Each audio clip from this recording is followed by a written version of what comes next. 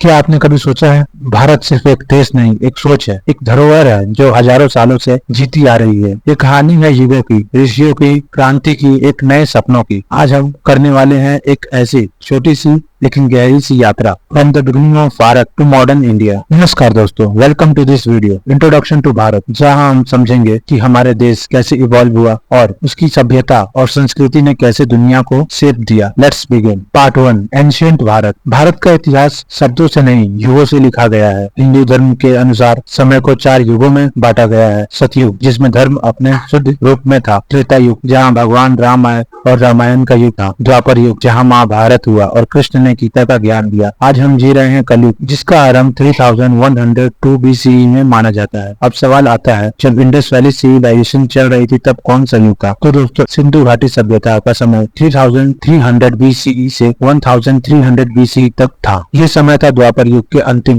दिनों का और कलयुग के प्रारंभ का। अगर हम पुराने और हिस्टोरिकल टाइमलाइंस को सिंबॉलिक तरीके से जोड़े, इस सोचे, तब भारत में सिटीज थी, मोहनजोदारो, हड़प्पा, नगर योजना, प्रॉपर ड्रेनेज, कला और व्यापार। इतना एडवांस था हमारा प्राचीन भारत। ये सब सिर्फ कहानियां नहीं, ये प्रमाण है एक समृद्धि सभ्यता की। Part 2, classical and medieval Bharat. Indus valley के बाद आता है वैदिक युग, जहाँ ऋषियों ने लिखे ऋग्वेद, सामवेद, अथर्ववेद और यजुर्वेद। यहाँ से शुरू होता है एक भारत का स्पिरिचुअल इवोल्यूशन, योगा, ध्यान, आयुर्वेदा है और धर्म का मूल सिद्धांत। फिर आता है गुप्ता पीरियड, जिसे गोल्डन एज ऑफ इंडिया कहा जाता है। आर्यभट्ट ने शून्य दिया, चरक ने आयुर्वेदा लिखा और कालिदास ने संस्कृति साहित्य को अमर बना दिया। नालंदा और तक्षशिला जैसे यूनिवर्सिटीज दुनिया भर के स्टूडेंट के लिए नॉलेज सेंटर थे। मेडिवल भारत में इस्लामिक एम्पायर्स आए, दिल्ली सुल्तान, फिर मुगल एम्पायर। ये समय था कल्चरल फ्यूजन का, इंडो इस्लामिक आर्किटेक्चर, उर्दू भाषा और सूफी और भक्ति मूवमेंट के विकास का। कबीर, मीरा, तुलसीदास जैसे संतों ने धर्म को जोड़ा, तोड़ा नहीं। Part 3, colonial to